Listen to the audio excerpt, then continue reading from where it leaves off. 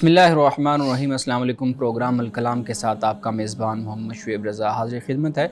नाज़रीन किराम, इस प्रोग्राम के पहले हिस्सा में हम कुरान करीम की कुछ आयात को समझने की कोशिश करते हैं और दूसरे हिस्सा में अपने अहद के नुमाइंदा सियासी, समाजी, मजहबी मौज़ूआत पे पैदा होने वाले सवालात के जवाबात एक नए नुक्ता नज़र से जानने की कोशिश करते हैं। हमारे साथ शरीक गुफ्तगू हैं जनाब मोहम्मद अमानत रसूल साहब। अमान साहब, बहुत शुक्रिया आपके वक्त का। मेरी मुआवनत के लिए मौजूद हैं जनाब अहमद बिलाल अहमद, बहुत शुक्रिया आपके वक्त का। नाज़रीन किराम, आपकी स्क्रीन पे हमारा व्हाट्सएप नंबर चल रहा होगा, आप उस व्हाट्सएप नंबर पे अपने सवालात भेज सकते हैं। हम इंशाल्लाह आपके सवालात को ज़रूर एड्रेस करेंगे। गुज़िश्ता प्रोग्राम में हम बात कर रहे थे सूरतुल क़सस और हमने सूरतुल क़सस की इब्तदाई आयात को समझने की कोशिश की थी, जिसके अंदर अल्लाह रब्बुल इज़्ज़त ने हज़रत मूसा अलैहिस्सलाम के किस्से को बयान किया है। मैं जनाब अमानत रसूल साहब से गुजारिश करूँगा कि आप अपनी गुफ्तगू का आगाज़ कीजिए। बिस्मिल्लाहिर्रहमानिर्रहीम। नाज़रीन किराम, कल हमने यहाँ तक बात की थी कि हज़रत मूसा अलैहिस्सलाम की वालिदा को अल्लाह ताला ने ये हुक्म दिया कि आप मूसा को दूध पिलाते रहें और जब कोई ऐसी कोई परेशानी या कोई ऐसा मामला सामने आए कि जहाँ हज़रत मूसा अलैहिस्सलाम की जान को ख़तरा हो, तो फिर अल्लाह ताला ने फरमाया कि हज़रत मूसा को तुम दरिया के सुपुर्द कर देना। अब रिवायात के मुताबिक हज़रत मूसा अलैहिस्सलाम की वालिदा ने एक टोकरी बनाई थी और उस टोकरी में हज़रत मूसा अलैहिस्सलाम को लिटा दिया और अल्लाह के सुपुर्द कर दिया। मालूम ये होता है कि हज़रत मूसा अलैहिस्सलाम की ये टोकरी कि जिसमें आपको डाला गया था, वो जाकर फ़िरौन के महल्लात में से किसी महल के करीब जाकर ये लग गई और इत्तफ़ाक़ से वहाँ पे फ़िरौन और उसकी जो बीवी हैं वो वहाँ पर सैर कर रहे थे। तो वहाँ पर उन्होंने एक टोकरी देखी और उसमें एक बच्चे को देखा, और जब बच्चे को देखा तो जो फ़िरौन की बीवी थी, रिवायात में जिसका नाम आसिया आता है, ये बहुत ही नेक खातून और बहुत ही अच्छी खातून थी। तो आसिया ने ये कहा कि फ़िरौन से कि भाई इससे मेरी आँखों को और तेरी आँखों को ठंडक मिलेगी। हज़रत मूसा अलैहिस्सलाम चूँकि बहुत ही मनमोहने, बहुत ही खूबसूरत बच्चे थे, जैसे हमने कल भी इस बात को बयान किया था, तो आप फ़िरौन की बीवी को बहुत पसंद आए तो उसने आपको गोद ले लिया। नाज़रीन किराम, यहाँ पर एक लफ्ज़ है जो मैं चाहता हूँ मैं उसकी वजाहत कर दूँ। वो लफ्ज़ है इमरा। अरबी ज़ुबान में बीवी के लिए 3 अल्फाज इस्तेमाल होते हैं। एक लफ्ज़ है इमराअतुन, दूसरा लफ्ज़ साहिबा है और तीसरा लफ्ज़ ज़ौजा है। इमराअतुन का लफ्ज़ उस बीवी के लिए इस्तेमाल होता है कि जिसके साथ जिस्मानी ताल्लुक़ तो कायम हो जाए लेकिन ज़हनी ताल्लुक़ ना हो, यानी ज़हनी अमांगी ना हो। आप देख सकते हैं कि कुरान पाक में हज़रत लूत अलैहिस्सलाम की जो बीवी है उसके लिए भी इमरा का लफ्ज़ इस्तेमाल हुआ और हज़रत नूह अलैहिस्सलाम की जो बीवी है उसके लिए भी इमरा का लफ्ज़ इस्तेमाल हुआ। और यहाँ पर भी देखिए कि जो फ़िरौन की बीवी है हज़रत आसिया, उसके लिए भी इमरा का लफ्ज़ इस्तेमाल हुआ, यानी जिस्मानी ताल्लुक़ तो कायम हुआ लेकिन ज़हनी हम आहंगी, माइंड मैचिंग दोनों में नहीं है।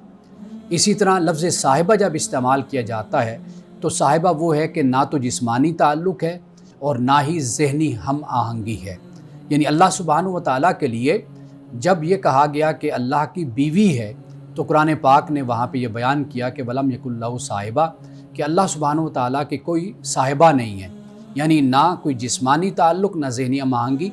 ये जो मामला होता है ये 2 इंसानों के दरमियान होता है, ये कभी नहीं हो सकता खालिक और मखलूक के दरमियान ऐसा ताल्लुक़ हो। तीसरा लफ्ज़ जो अरबी ज़ुबान में कुरान पाक में शायद इस्तेमाल हुआ या नहीं हुआ, लेकिन वो लफ्ज़ है ज़ौजा का, ज़ौज या ज़ौजा। अब ये वहाँ पर इस्तेमाल किया जाता है, यानी वो बीवी कि जहाँ पे ज़हनी हम आहंगी भी होती है और जिस्मानी ताल्लुक़ दोनों कायम होते हैं, तो वहाँ पर ज़ौजा का लफ्ज़ इस्तेमाल किया जाता है। ये अरबी ज़ुबान की एक वुसअत खूबसूरती है कि जो इन अल्फाज के अंदर पोशीदा है कि जो मियाँ बीवी के ताल्लुक़ के हवाले से इस्तेमाल होते हैं। अब इसके बाद फ़िरौन की बीवी ने कहा कि ला तक़्तुलूहु, कि इसको कत्ल ना करो तुम लोग, असा यनफ़अना औ नत्तख़िज़हु वलदा, मुमकिन है कि ये हमें फ़ायदा दे या ये है कि हम इसको बेटा बना लें। वहुम ला यशुरून, और उनको इसकी समझ नहीं थी। अब इसके बाद जब हज़रत मूसा अलैहिस्सलाम फ़िरौन के महल में पहुंच गए, अब वालिदा की जो कैफियत थी उसको कुरान पाक ने बयान किया कि व अस्बह फ़ुआद उम्मी मूसा फ़ारिगा। इधर हज़रत मूसा अलैहिस्सलाम की वालिदा का दिल बेचैन हो गया, यानी आपका दिल उड़ा जा रहा था।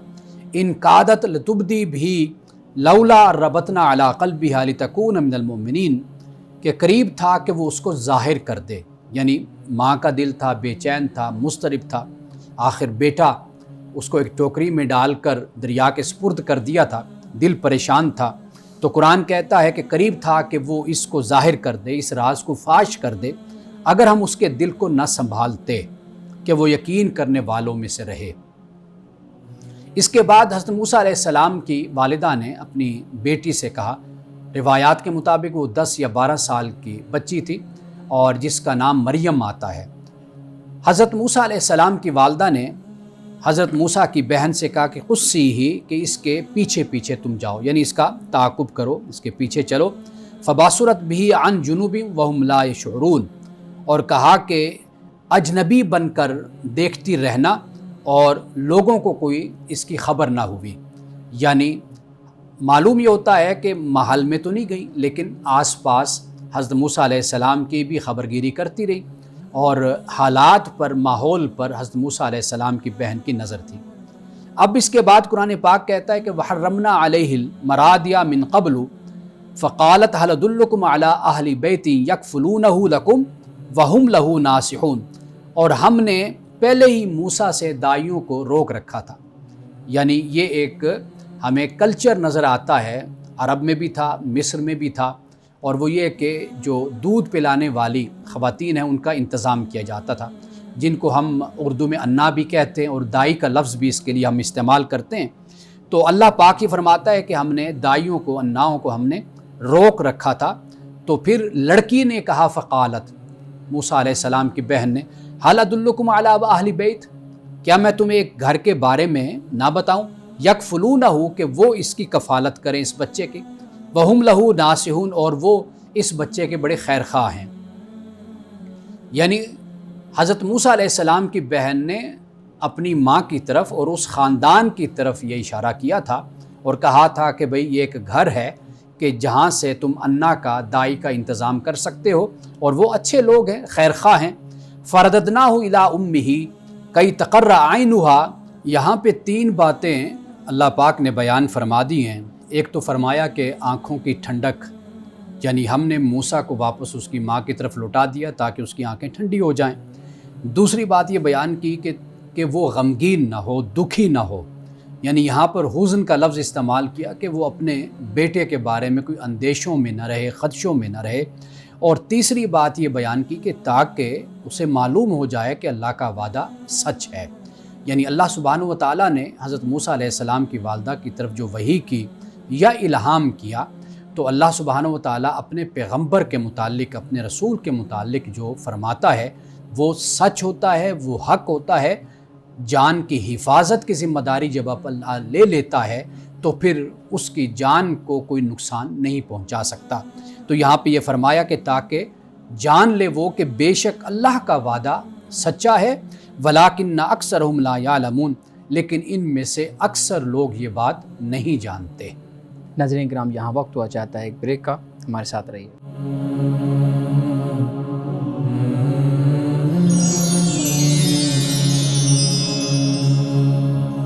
वेलकम बैक नाज़रीन। अमान साहब, बहुत शुक्रिया, आपने बहुत अच्छे अंदाज से, मुदल्लल अंदाज से हज़रत मूसा अलैहिस्सलाम की जो पैदाइश और फ़िरौन के महल तक जाने के जो मामलात हैं उसको बयान किया।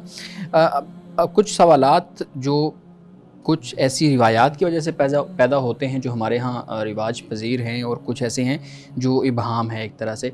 जैसे वअौहैना इला उम्मी मूसा, हमने वही की मूसा की माँ की तरफ।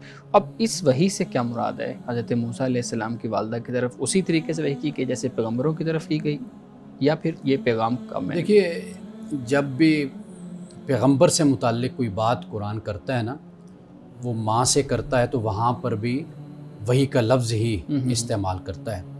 کہ اللہ سبحانہ و تعالیٰ حضرت موسیٰ علیہ السلام کی والدہ کو جو حکم دے رہا ہے، جو رہنمائی دے رہا ہے، وہ اصل پیغمبر ہی کے بارے میں دے رہا ہے۔ تو لہٰذا اس کی جو اتھینٹسٹی ہے وہ ایسے ہی ہے کہ جیسے پیغمبر پر وہی اترتی ہے۔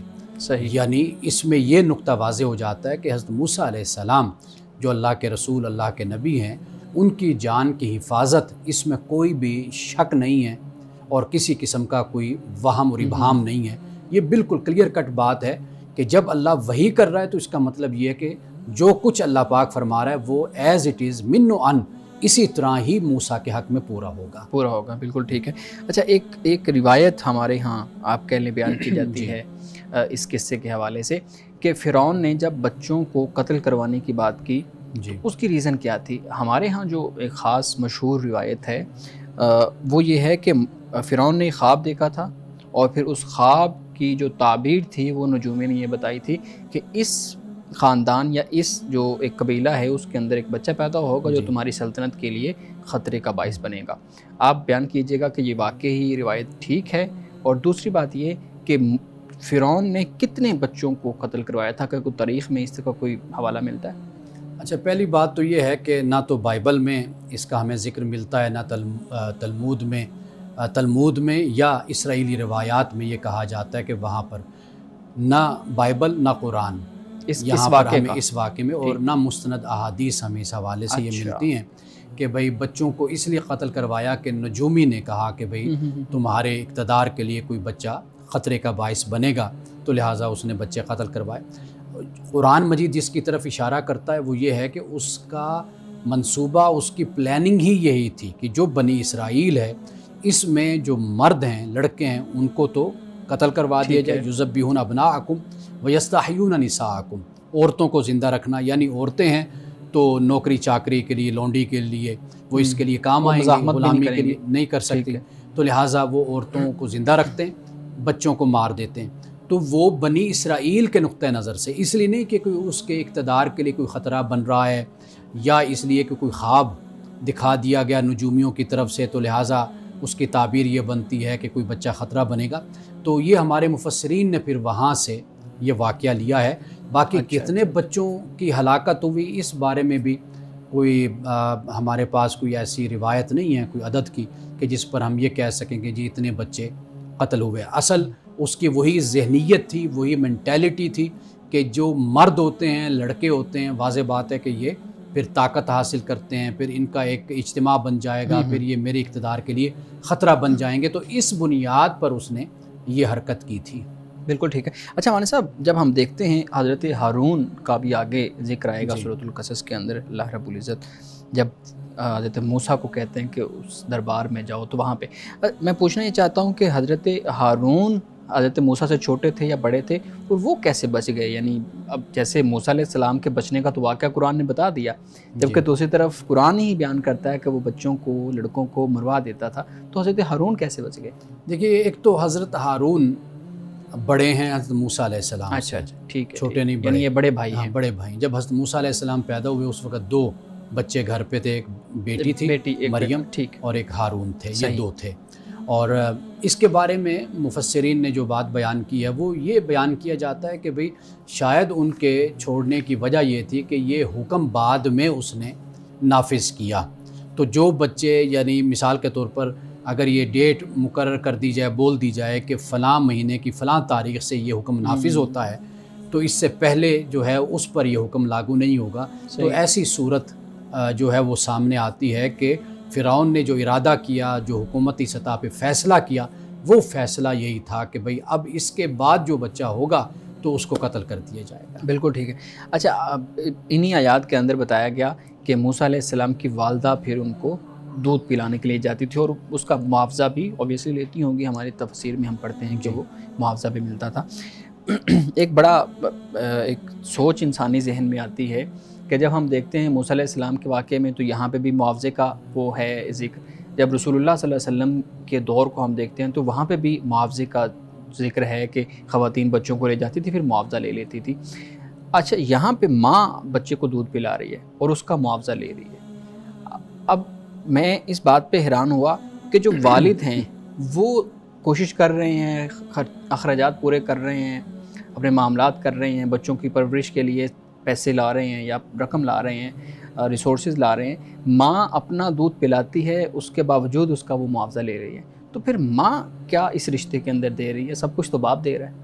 اچھا، پہلی بات تو یہ ہے کہ وہ جو آپ نے رضاعت کے حوالے سے بات کی ہے، اس میں صورت یہ بن جاتی ہے کہ جب میاں بیوی میں طلاق واقع ہو جاتی ہے، علیحدگی ہو جاتی ہے، تو وہاں پر بچہ ہے۔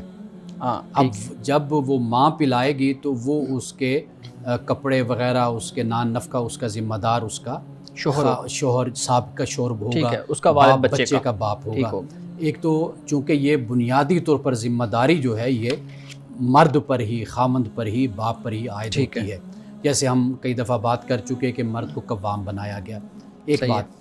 دوسری بات یہ ہے کہ یہ انا رکھنا، دائی رکھنا، یہ مصر کا بھی کلچر، عرب کا بھی کلچر ہمارے سامنے، یہ سگی مائیں نہیں ہیں، یہ ایک رواج ہے، ایک کلچر ہے کہ جس میں مائیں جو خواتین ہیں وہ بچوں کو لے جاتی ہیں اپنے ساتھ، ٹھیک، اور وہ بچوں کو ایک شہر سے ہٹ کر ایک ایسے ماحول میں رکھتی ہیں کہ جو جسے ہم کہتے ہیں کہ ایک دیہات کا ماحول ہوتا ہے، ایک قدرتی ماحول، کھلی فضا وہاں پر والا، کھلی فضا ہے، بچوں کی وہاں پر تربیت ہوتی ہے، بچے کھیلتے ہیں، بڑھتے ہیں، تو وہ ان کی تربیت کے لیے اور ان کے جسمانی نشو و نما کے لیے شہروں سے دور لے کر جاتے ہیں، اور یہ رواج تھا کہ دائیاں جیسے حضرت حلیمہ سعدیہ ہاں، رسول اللہ بچوں کو صلی لے اللہ جاتی علیہ تھی، وسلم کو لے کر گئی تھی۔ ہوں، ایک تو یہ بات ہو گئی۔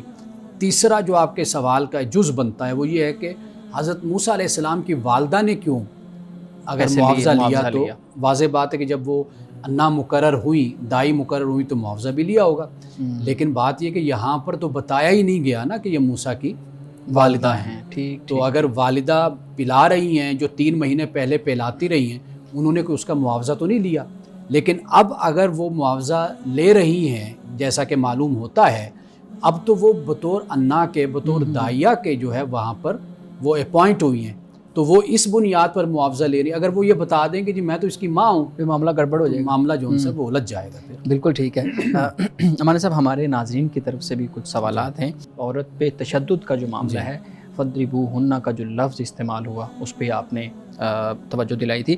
اچھا، ہمارے پاس ایک سوال آیا ہے کہ میں اپنے خامند کا تشدد برداشت کرتی ہوں، اور بعض اوقات مجھ پہ تشدد کرتے ہیں، مارتے ہیں، اور اس پہ صبر کا جو ہے نا وہ مظاہرہ بھی کرتی ہوں، لیکن جب میں اپنے معاملے کو کسی مذہبی شخص کے سامنے یا مذہبی رہنما کے سامنے رکھتی ہوں تو وہ مجھے کہتے ہیں کہ تم صبر کرو، اللہ نے ابھی تمہارے اندر صبر کم رکھا ہوا ہے، تو جتنا زیادہ تم صبر کرو گی اتنا ہی زیادہ یہ رشتہ بھی مضبوط ہوگا اور تمہیں خدا کے ہاں کامیابی بھی ملے گی۔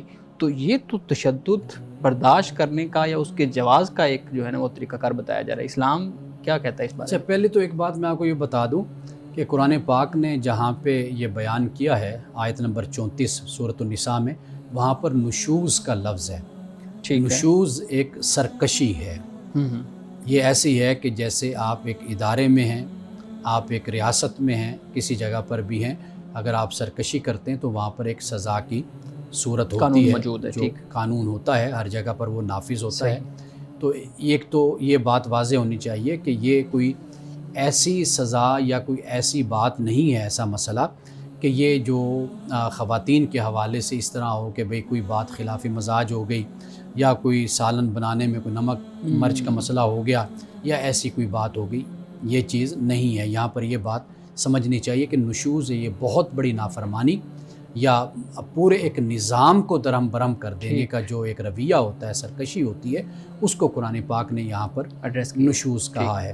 اور دوسری بات یہ ہے کہ علماء کا جو کام ہوتا ہے وہ حالات اور ماحول کے مطابق نصیحت کر دینے کا معاملہ ہوتا ہے کہ جب کوئی حل نظر نہ آ رہا ہو تو پھر کہا جاتا ہے کہ آپ صبر کر لیں، آپ کا جو خاوند ہے اس کو اللہ تعالیٰ ہدایت دے، یا اس کو سمجھایا جاتا ہے، بتایا جاتا ہے۔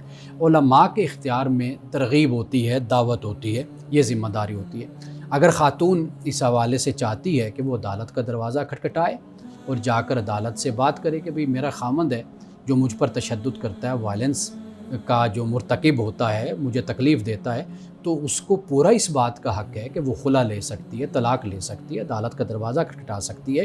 اگر خامند اس کے ساتھ یہ سلوک کر رہا ہے تو عدالت اس خامند کے لیے بھی کوئی سزا مقرر کر سکتی ہے کہ بھئی اس نے اپنی بیوی پہ تشدد کیا ہے، تو یہ کوئی ایسا مسئلہ نہیں ہے کہ ہم یہ کہیں کہ ہر صورت میں آپ اسی کو ہی فالو کریں گے۔ اس کے مختلف جو طریقے ہیں اس کے نفاذ کے، امپلیمنٹیشن کے، جہاں مقصد یہ ہے کہ جو دونوں فریق ہیں ان کے حقوق کا بھی تحفظ ہو، ان کو فرائض کی طرف راغب کیا جائے اور وہ بہتر طریقے سے اپنی ذمہ داریوں کو ادا کریں۔ یہ پھر اپنے موجودہ سیٹ اپ میں ایک آپ کا جو ریاستی اور عدالتی نظام ہوتا ہے اس میں رہتے ہوئے جو حل بہترین ہوتا ہے پھر اس کی طرف آپ کو بڑھنا چاہیے۔ جی بالکل ٹھیک ہے۔ ناظرین کرام، بقیہ سوالات لیتے ہیں ایک بریک کے بعد، ہمارے ساتھ رہیے گا۔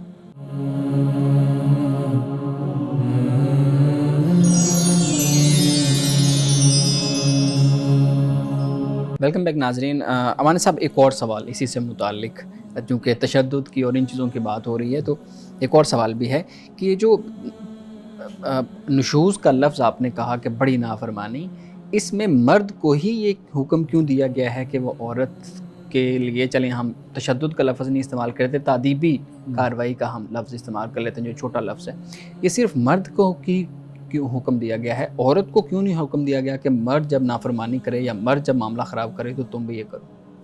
دیکھیے، قرآن مجید میں ایک ادارہ وجود میں آتا ہے، قرآن اس کو بیان کرتا ہے، یعنی فیملی کا ادارہ آپ کہہ لیں، فیملی کا، خاندان کا ایک ادارہ ہے، اس میں اللہ تعالیٰ ایک کو ذمہ داری زیادہ دیتا ہے، مرد کو اللہ تعالیٰ نے قوام بنایا، معاشی کفالت کا ذمہ دار مرد کو بنایا، اس کے ماتحت اللہ تعالیٰ نے عورت اور بچے یہ رکھے، یعنی کہ گھر کے اندر جو حکومت اور اقتدار ہے وہ ماں کا ہے، عورت کا ہے، بیوی کا ہے، بچوں کی تربیت کرتی ہے، گھر کو سنبھالتی ہے۔ مرد کی جو ذمہ داری ہے وہ اس ادارے کے سربراہ کی ہے کہ وہ معاشی ذمہ داری کو پورا کرتا ہے۔ تو یہ یاد رکھیے کہ ہر ادارے میں، ہر انسٹیٹیوشن میں کسی نہ کسی کو بڑا مان کر ہی چلا جاتا ہے، ٹھیک ہے، وہاں کا نظام اسی طریقے سے ہی چلتا ہے۔ کبھی ایسا نہیں ہو سکتا کہ آپ اختیارات میں اور ہر چیز میں لوگوں کو برابر کرتے ہیں، تو وہاں پھر کیا ہوتا ہے، وہ یہی ہوتا ہے کہ پھر فساد برپا ہوتا ہے۔ تو یہ اللہ تعالیٰ نے ایک حکمت کے تحت یہ تقسیم رکھی ہے۔ تو اس میں پھر جو نشوز کا معاملہ ہے تو واضح بات ہے کہ اگر ماتحت کوئی نشوز کرتا ہے، کوئی سرکشی کرتا ہے، تو پھر وہ سربراہ کے اختیار میں ہی ہوتا ہے کہ وہ اس سرکشی کو ختم کرے اور جو مسئلہ ہے، جو طریقہ ہے، اس طریقے سے اس مسئلے کو حل کرے۔ ٹھیک ہے، لیکن سوال تو بنیادی طور پہ وہیں پہ ہے کہ مرد اگر سرکشی کرتا ہے یا مرد اگر کوئی غلط کام کرتا ہے تو اس کو پوچھنے کی ذمہ داری کس کی ہے؟ واضح بات ہے کہ قرآن پاک نے اس کو بیان کیا ہے۔ مثال کے طور پر قرآن یہ کہتا ہے کہ وَإِنْ خِفْتُمْ شِقَاقَ بَيْنِهِمَا فَبَعْثُوا حَكَمًا مِنْ أَهْلِهِ وَحَكَمًا مِنْ أَهْلِهَا، کہ دونوں طرف سے جو ثالثی ہیں وہ بیٹھتے ہیں، بات کرتے ہیں، مرد کو کنٹرول کرتے ہیں، اس کو سمجھاتے ہیں۔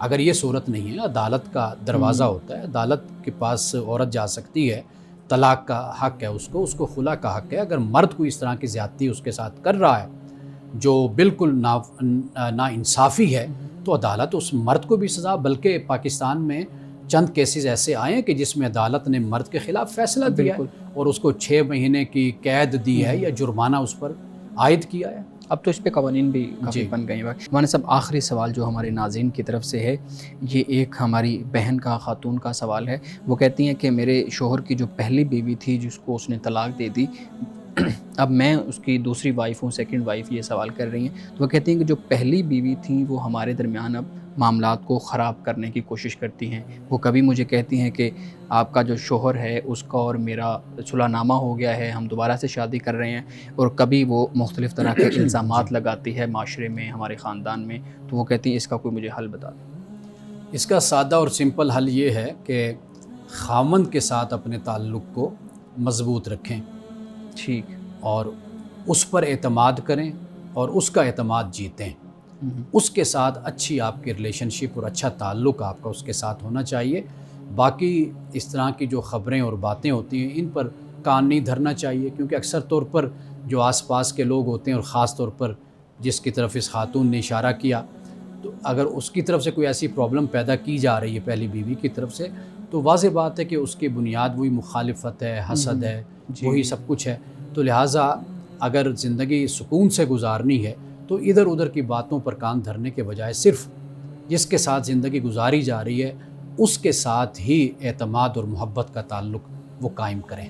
جی بالکل ٹھیک ہے، بہت شکریہ مانن صاحب. بلال صاحب آپ کے پاس بھی کچھ سوالات ہوں گے، پلیز مانن صاحب سامنے رکھیے گا. جی سر، میں یہ پوچھنا چاہوں گا کہ ایک شخص احناف کے وقت کے مطابق ظہر کی نماز ادا کرتا ہے تاخیر سے، اور پھر وہی شخص شوافے کے وقت کے مطابق عصر کی نماز ادا کرتا ہے کیونکہ عصر کا وقت جلدی شروع ہو جاتا ہے.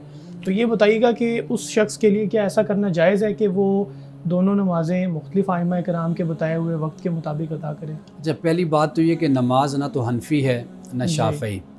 یہ حضرت آدم علیہ السلام سے نماز جو ہے یہ رائج ہے. جی. امت نماز پڑھتی آئی ہے، ہر نبی کی امت، انبیاء علیہ السلام نے بھی نماز پڑھی ہے. تو نماز کسی امام کی نہیں ہے، ان کی رہنمائی ہے، ان کی تحقیق ہے، ریسرچ ہے کہ انہوں نے ہمیں بتایا.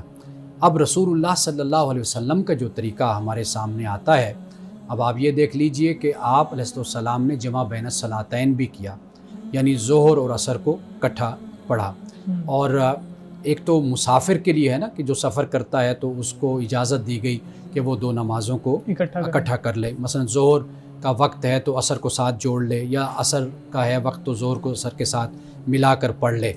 یہ ہمیں سفر کے لیے تو کتابوں میں موجود ہے، لیکن ہم احادیث میں یہ بھی دیکھتے ہیں کہ عام زندگی میں بھی رسول اللہ صلی اللہ علیہ وسلم نے ایسا کیا ہے، دونوں نمازوں کو آپس میں ملا لیا ہے.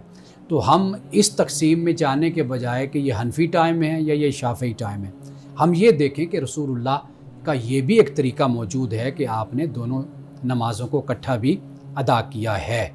تو کئی دفعہ ایسی مشکل پیش آ جاتی ہے، مصروفیت ہے، کوئی فنکشن ہے، کوئی اجلاس ہے، کوئی میٹنگ ہے، کوئی پروگرام ہے، کہ اس میں اگر آپ ایک وقت میں نماز اگر پڑھ لیتے ہیں تو دوسرے وقت کی نماز، دوسری نماز کے لیے پروگرام کو ارینج کرنا بڑا مشکل ہو جاتا ہے. تو آپ کیا کرتے ہیں، پہلے ہی دو نمازیں اکٹھی ادا جمع بین الصلاتین کر لیتے ہیں. تو بالکل اس کی اجازت ہے، کیا جا سکتا ہے.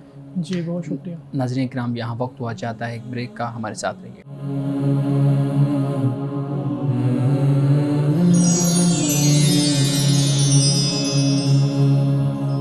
ویلکم بیک ناظرین. پلیز بلال سے سوال رکھیے گا. سر یہ بتائیے گا کہ مسافر پر جمعہ کی نماز فرض ہے یا نہیں ہے؟ ویسے تو اس میں اختلاف بھی ملتا ہے، لیکن اگر میرا کاؤنٹر کوسچن یہ ہے کہ اگر اس پر جمعہ کی نماز فرض نہیں ہے اور وہ جا رہا ہے، اس کے پاس اپنی گاڑی ہے، مسجد بھی اسے مل جاتی ہے جمعہ کے وقت، تو وہ پھر نماز ادا کرے گا یا نہیں کرے گا؟ دیکھیے، جب وہ جا رہا ہے اور جمعہ کی نماز اس کو مہیا ہے اور پورا اجتماع بھی جمعہ کا موجود ہے، تو یہ بہتر بات ہے کہ وہ جمعہ کی نماز ادا کر لے. اگرچہ اس پر وہ جمعہ کی نماز واجب نہیں ہے، لازم نہیں ہے کہ وہ جمعہ کی نماز ادا کرے، وہ ظہر ہی پڑھتا ہے مسافر. لیکن جب ایک جماعت اس کو میسر ہے تو پھر وہ جمعہ کی نماز میں شامل ہو. جی یہ بھی بتائیے گا کہ جمعہ کے لیے جلدی جانے میں کتنا ثواب ہے یا آخر میں جانے میں کتنا ثواب ملتا ہے؟ روایت میں ملتا ہے کہ جو شخص جائے گا اس کو یہ ثواب ملے گا، پھر اتنا، تو جو سب سے آخر میں جائے گا اس کو اتنا ثواب ملے گا. اس بارے میں وضاحت کریں کہ وہ آخر میں جانا کیسا ہے. دیکھیے، احادیث رسول صلی اللہ علیہ وسلم میں جس طرح یہ بیان کیا گیا، اس کا مقصد یہ نہیں تھا کہ آپ اس طریقے سے جائیں تو پھر آپ کو ثواب لے لیں. اصل جو مسلمان کو متوجہ کرنا جو بات ہے نا، وہ یہ ہے، اس میں جو مقصد ہے. مسلمان جو انسا ہوتا ہے وہ، جسے قرآن نے کہا نا فاستبقوا الخیرات، کہ نیکیوں میں بڑھ چڑھ کر حصہ لو، مقابلہ کرو نیکی میں. اصل اس بات کی تعلیم دی گئی ہے. ہم اب اس بات پہ صبر کر کے قناعت کر کے بیٹھ گئے کہ چلو انڈے تک ہم پہنچ جائیں، ثواب مل جائے. تو یہ نہیں ہے. اس میں در حقیقت یہ بتایا گیا کہ بھئی بڑھ چڑھ کے حصہ لو، جلدی جلدی پہنچو. دیکھو اگر یہ نہیں کرو گے تو تمہارا ثواب کم ہو جائے گا. مومن تو نیکی کے لیے، ثواب کے لیے، جزا کے لیے وہ تو دوڑتا ہے، بھاگتا ہے، کوشش کرتا ہے. وہ اس بات کی در حقیقت اس میں تعلیم دی گئی ہے اس حدیث پاک میں. تو لہٰذا جو طریقہ ہے نا وہ یہ ہے کہ رسول اللہ صلی اللہ علیہ وسلم کی احادیث سے جو ہمیں معلوم ہوتا ہے اور بعد میں صحابہ کے عمل سے، وہ یہ تھا کہ بھئی کہ جیسے خطبہ کے لیے امام بیٹھتا ہے اس سے پہلے مسجد میں ہونا آپ کا لازم اور ضروری ہے. اب ہمارے یہاں یہ ہوتا ہے کہ ایک اذان پہلے ہوتی ہے، اس کے بعد پھر اردو میں خطبہ ہوتا ہے، پھر اردو کے خطبے کے بعد پھر جو ہے وہ اذان ہوتی ہے، پھر امام جو ان سے وہ آ کر بیٹھتا ہے خطبے کے لیے. ایسے ہی ہے نا، یعنی عربی خطبے کے لیے آ کر وہ بیٹھتا ہے. اصل یہ جو خطبہ تھا یہ صحابہ کے زمانے میں تھا اور یہ رسول اللہ صلی اللہ علیہ وسلم کے زمانے میں تھا۔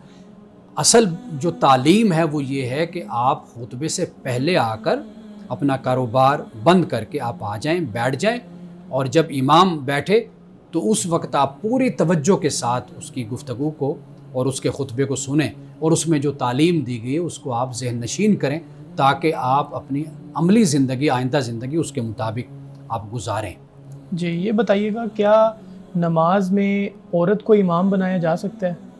دیکھیں، جو ہمارے ہاں جو روایت اور طریقہ ہے، سنت ہے، جی جو ہم دیکھتے ہیں امت میں، زیادہ جو ذمہ داری ہے وہ مرد کے سپرد کی گئی ہے، اس لیے کہ بہت سے ایسے عوارض ہیں طبی قسم کے کہ جس پر اگر عورت کو امام مقرر کر دیا جائے تو وہ بڑی مشکلات پیدا ہوں گی، ڈسپلن متاثر ہوتا ہے، نظام متاثر ہوتا ہے، اس لیے یہ ذمہ داری مرد کے سپرد کی گئی کہ وہ یہ ادا کرے، یعنی جی امام بالکل۔ وہ بنے۔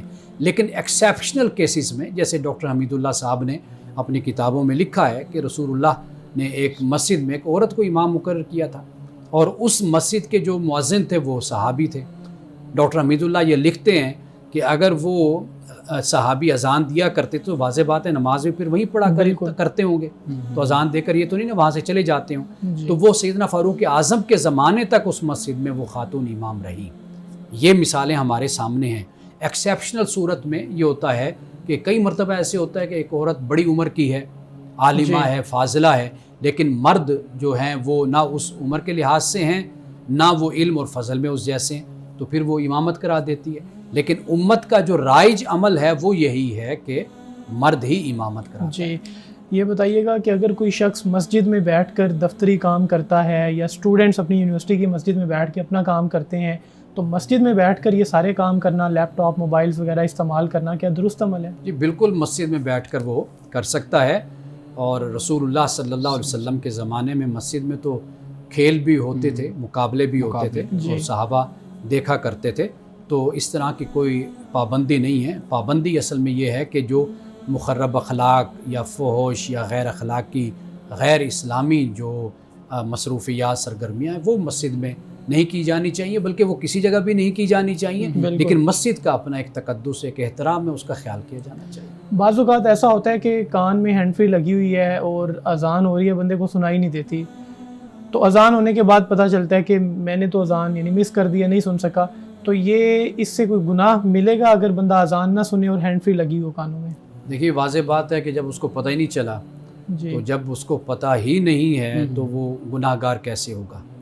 تو گناہ تو تب ہی ہوتا ہے نا انسان کہ جب جان بوجھ کر کوئی فعل سر انجام دے رہا ہوتا ہے۔ تو باقی یہ ہے کہ اس میں بھی کوئی حرج نہیں ہے کہ اگر اس نے ہینڈ فری لگا رکھی ہے جی تو اذان کا جواب دینا یہ کوئی فرض تو ہے نہیں، ایک اچھا عمل ہے کہ اذان کا جواب دیا جائے۔ اگر وہ اس سے محروم رہا ہے تو اگر جان بوجھ کر بھی وہ ہینڈ فری لگائے رکھے تو پھر بھی اس سے کوئی گناہ نہیں کوئی لازم نہیں ہے۔ جی ٹھیک ہے، یہ بھی آپ واضح فرمائیے گا کہ اولاد اگر نماز نہیں پڑھتی تو والدین ان پر جبر کر سکتے ہیں، سختی کر سکتے ہیں، اور وہ کس حد تک کر سکتے ہیں، یا والدین سے کوئی پوچھ ہوگی قیامت کے دن؟ جب بچے جوان ہو جاتے ہیں، بالغ ہو جاتے ہیں، عاقل ہو جاتے ہیں، تو والدین کو پھر چاہیے کہ حکمت کے ساتھ بچوں کو ترغیب دیتے رہیں اور تعلیم دیتے رہیں۔ بالکل غافل ہو جانا والدین کا اپنی اولاد کے عمل سے، یہ ان کے لیے قیامت کے دن بعض پرسی کا باعث بنے گا۔ تو والدین اگر اولاد جوان ہے تو ترغیب دیتی رہے، دعوت دیتی رہے، اپنے عمل کے ذریعے سے، اپنے قول کے ذریعے سے۔ ہاں، جب اولاد چھوٹی ہوتی ہے تو پھر والدین کو یہ حق ہوتا ہے کہ حکمت کے تحت اگر سختی کرے تو وہ سختی بھی کر سکتے ہیں۔ اور قیامت کے دن ہر ایک کا حساب الگ الگ ہی ہوگا، یہ نہیں پوچھا جائے گا کہ آپ کے بیٹے یا بیٹی نے نماز کیوں نہیں پڑھی۔ دیکھیں، اگر والدین کی ذمہ داری کے دائرے میں وہ آتے ہیں ایک عمر کی حد تک، تو والدین ذمہ دار اس کے ہوں گے۔ جب اولاد بالغ ہو گئی تو پھر بھی میں یہ کہہ رہا ہوں کہ رغبت دلانا، دعوت دینا۔ آپ دیکھیے کہ ہم لوگوں کو بھی تو رغبت دے رہے ہیں، دعوت دے رہے ہیں، بلا رہے ہیں، تو ہم اپنی اولاد کو کیوں اس سے محروم رکھیں؟ تو یہ ذمہ داری بدرجہ اولا والدین کی پھر ہوتی ہے کہ وہ ہر عمر میں اپنی اولاد کو راغب کرتے رہیں اور توجہ دلاتے رہیں۔ جی مولانا صاحب، آج کی حدیث مبارکہ بیان کیجیے۔ حضرت ابو سعید خدری رضی اللہ تعالی عنہ سے روایت ہے، آپ فرماتے ہیں کہ سمعت رسول اللہ صلی اللہ علیہ وسلم یقول، میں نے رسول اللہ سے یہ فرماتے ہوئے سنا کہ خیر المجالس اوسعوہا، کہ اچھی مجالس یعنی اچھی میٹنگز وہ ہیں جو کشادہ کھلی کھلی ہوں۔ یعنی اب اس سے دو باتیں مراد ہو سکتی ہیں۔ ایک تو یہ ہے کہ کبھی بھی اس انداز سے نہیں بیٹھنا چاہیے کہ جگہ تنگ ہو جائے، یعنی انسان کو چاہیے کہ وہ کھلا کھلا ہو کر کشادہ ہو کر بیٹھے ایک مجلس میں۔ ایک بات تو یہ ہو گئی۔ دوسری بات اوسعوہا سے مراد یہ ہے کہ کشادہ دلی انسان کے اندر ہونی چاہیے کہ جب آپ کسی مجلس میں بیٹھے ہیں تو دوسروں کو اچھے طریقے سے ویلکم کہیں، اور دوسروں سے جو بات سنیں اس پر بھی ان کو آپ ویلکم کہیں اور ان کی حوصلہ افزائی کریں۔ یعنی یہ طریقہ مجلس میں کبھی نہیں ہونا چاہیے کہ جگہ کو بھی تنگ کر کے ہم بیٹھ جائیں، دوسروں کو جگہ نہ دیں، یا پھر یہ طریقہ کہ ہم یہ چاہیں کہ ہماری ہی بات کو سنا جائے اور ہماری ہی بات کو قبول کیا جائے، اور اس کے علاوہ نہ کسی کی سنی جائے اور نہ کسی کو یہ حق دیا جائے کہ وہ کوئی بات کہہ سکے۔ تو رسول اللہ نے ان مجالس کو پسند نہیں فرمایا، اور ان مجالس کو پسند فرمایا کہ جو مجلسیں کشادہ ہیں اور کھلی ہیں۔ امان صاحب بہت شکریہ آپ کے وقت کا، آپ کی مدلل گفتگو کا بہت شکریہ۔ بلال صاحب آپ کے وقت کا۔ ناظرین کرام، اس دعا کے ساتھ اپنے پروگرام کا اختتام کریں گے۔ اللہ رب العزت حسن کلام اور تاثیر کلام عطا فرمائے، ہماری زبان کی گروں کو کھول دے اور سننے والوں تک خیر کا پیغام پہنچے۔ اجازت دیجیے، خدا حافظ۔